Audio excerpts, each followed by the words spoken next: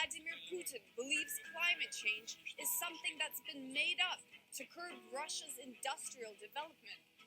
And back in 2003, he said climate change would be helpful as Russians could spend less on fur coats.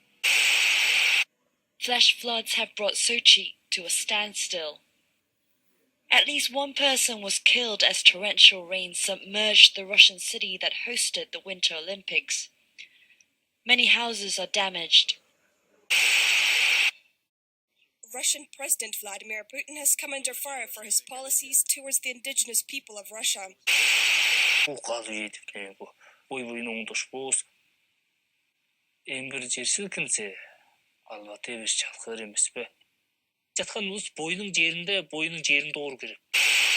Climate change is a very real reality across the world, especially in Russia.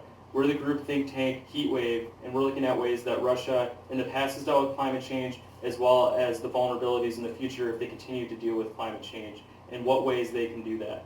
I'm Sean Millwood, and for HeatWave, I specialize in the history of Russia with climate change. Hi, I'm Jin Sil. I specialize in opportunities and vulnerabilities of Russia. I'm Mason O'Lear, and I was in charge of Russia's involvement in the UNFCCC and their involvement with the Kyoto Protocol. And here's our presentation. First vulnerabilities of Russia is increased sea levels and accelerated ice melting. I will explain more in detail by using the hazard exposure sensitivity model. Hazard. Due to the increase in ice melting in the northern part of the world and parts of Russia, sea levels in the Gulf of Finland are expected to rise at least 60 centimeters over the next century, threatening to plague indigenous people such as the Nenets tribe that have relied on the ice to migrate across Russia depending on what season it is for the past 1,000 years. Exposure. As the Arctic ice caps continue to melt, Russia will be one of the first countries in line to experience the effects due to their location of a global rise in sea level. The risk for this coastline flooding is only accelerating by the massive forest degradation taking place in the area. This will do harm to the citizens and overall ecology of these coastline areas. Sensitivity. Russia as a national government seems to still be doubting climate change, and the voice and knowledge that the native people could offer. The Nenets tribe have begun to change their mitigation patterns. They can no longer cross rivers and lakes in the winter in northern Russia, so they have become more stationary, thus causing their way of life to change substantially. Second vulnerabilities of Russia is forest degradation. Hazard. Due to climate change, the world is getting warmer and it caused forest fires for weeks in Russia, which caused hundreds of human injuries, death, and covered Moscow with toxic smoke. Exposure. Forest fires break the carbon cycle system, leading to high levels of pollution, especially air and water. This endangers the health of all living things. Sensitivity. Among the Russian politicians and public, there is a serious tension related to pollution-caused health problems. Some politicians want to put more effort into economic survival, while others want to focus on environmental issues. This chart shows causes of the forest damage. As you see, forest fires make up the dominant percent. In 2002, forest damage percent in Siberian Federal District is 22.7%. Russia's Far East RFE Federal District is 54%, which it is a serious problem. Third vulnerabilities of Russia is reduced precipitation. Between 1973 and 2010, summer precipitation decreased by 61% and fall precipitation decreased by 9%. Because of increased temperature of the world, precipitation has been significantly reduced. Exposure. Some areas in Russia, such as the southern part of Siberia, are predicted to have reduced grain yields directly caused by a reduction of precipitation of at least 22% by 2020. Extreme hot weather and last rain caused grain harvest losses of 30% in 2010. Significant regions for productivity are now suffering from decreasing yields. Sensitivity. Significant losing grain harvest threatens the Russian government, leading them to ban the export of certain agricultural products such as wheat. I want to mention a group of people living in eastern Siberia known as Buryats, because their territory clearly shows the most negative impacts from climate change, mainly caused from reduced precipitation. Because of less rain, farmers in this region are struggling. They try hard to find ways to adjust to the new systems and conditions, but it's challenging. And according to the forecast, These trends will continue in the future. Fourth vulnerabilities of Russia is drought. Hazard. In southern Russia, the world's largest freshwater lake, Lake Baikal, is shrinking. In the past 4 months, the lake has dropped to its lowest levels in the past 30 years. The experts are calling it a crisis because local communities are not receiving enough hydropower that they depended on. During last year's drought, the lake only got about 67% of the fresh water input it normally receives. Exposure. With Lake Baikal experiencing a drought, the fishing industry is struggling because of a decrease in fish population. The Buryat Republic is really taking a hit from the struggling fishing industry. It is also causing the people of the Irkutsk Oblast region who depend on hydropower to continue to demand its production at a normal rate, leaving the lake depleted. Sensitivity. From a political standpoint, Russia understands the importance of hydropower and the effect that the drought will have. Welcome to the era of water wars in Russia. The government is trying to find a balance that would be fair for everyone that is being affected by a drought. If the lake levels get too low, then fish and microorganisms responsible for cleaning up the lake will die, and the lake will ultimately affect the water quality once returned to normal. Fifth vulnerabilities of Russia is increased flooding. Hazard. Due to the increase in ice melting in the northern part of the world and parts of Russia, sea levels in the Gulf of Finland are expected to rise at least 60 centimeters over the next century, threatening to plague Russia's second largest city with flooding for many years to come. Floods alone caused $1.4 billion in damage to the St. Petersburg region. Exposure. Increased floodings across all areas of Russia does not only affect the citizens and economies of the affected areas, but will also affect the biodiversity in the given areas that it is flooding. Flooding due to increased deforestation and an estimated 750 mm per year increase in rainfall by 2,100 have all led to more exposure to flooding to all affected parties in Russia. Sensitivity. From a national government perspective, Russia is doing very little on the issue of helping to mitigate the increased flooding. However, the local governments, including that of the city of St. Petersburg, have begun to pursue curbing the emissions in their cities as well as working with local scholars to build a flood burial protection system. Scholars predicted that without action from coastline city governments, flood damage repair will cost Russia 3 to 5% of its GDP per every year. This chart shows the number of reported disasters by hazard type during 1971 through 2010. Dark blue and green is the most dominant disaster through entire periods, which are floods and storms. Here is another chart shows the number of reported deaths by hazard type. In this chart, yellow is the most dominant hazard causes death, which is drought. Lastly, this chart shows reported economic losses by hazard type. Just like the first chart, dark blue and green is the most dominant hazard causes economic losses, which are floods and storms. Looking at all these areas, now we can tell how much disasters impact our lives negatively and also damages our economic. Now, let's look at the positive sides of climate change. First, opportunities of Russia is shortened period when heating is needed. Ecological change is temperature increase. Exposure. There are effectively only 2 seasons in Russia, summer and winter. Russia's temperature has increased by almost 2 times the rate of the world's average increase over the past 100 years.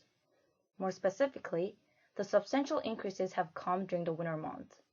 There is a prediction that Russia's average temperature will rise by 10% by 2050. Opportunity.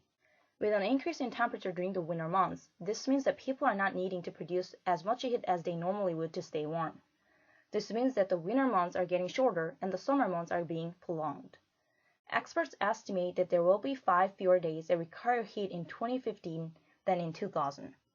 Not only will the energy bills for the Russian communities decrease, but this will also allow them to be more productive during the longer summer months.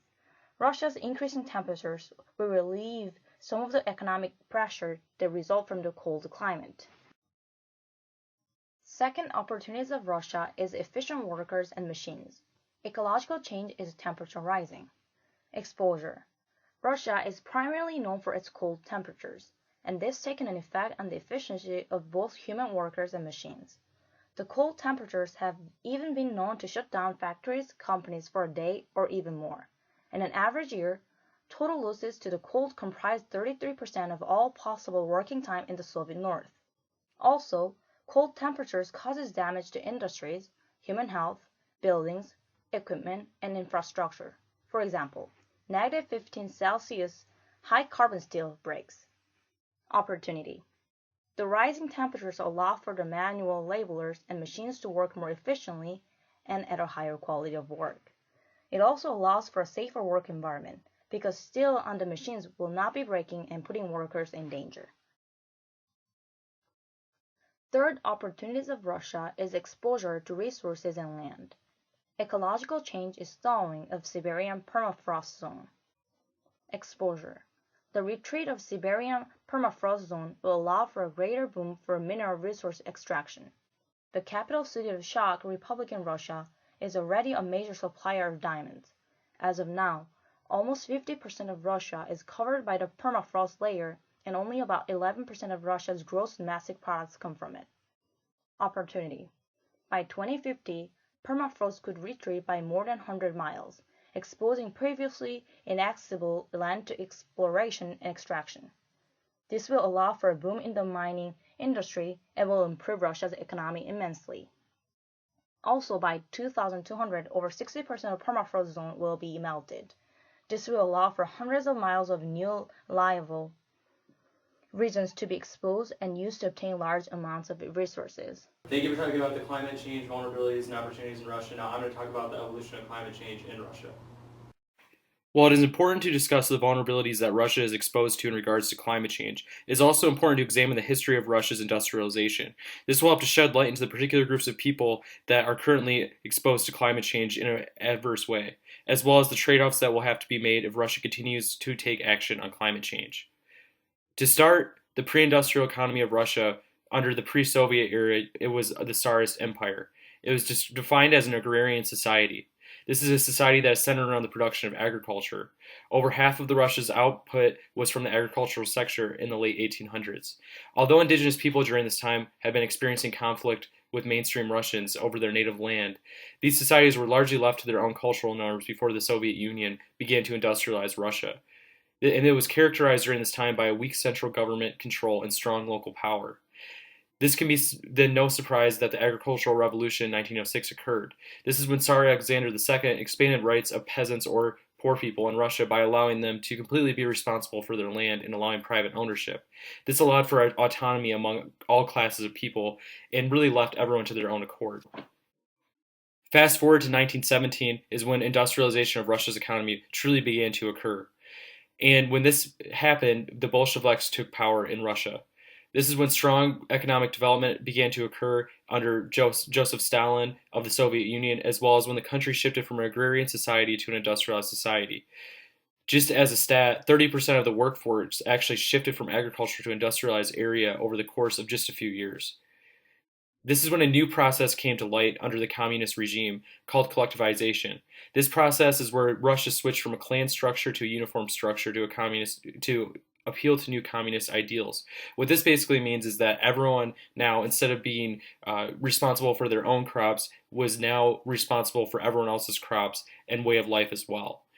With this being said, Russia really became a strong centralized government and really, really weak local control. And Russia forced their citizens to move inward to centralized villages in order to achieve this accord. With this being said, the Norilsk region of Russia, consisting mainly of four indigenous people tribes, the Evenk, Dolzhin, Nenets, and Ganasan, were adversely affected. These tribes were forced into one of two job categories, either hunting or fishing. If you were a hunter, you could not fish, and if you were a fisher, you could not hunt, and they could not cross over. These also forced people to provide in a modern society outside of their own.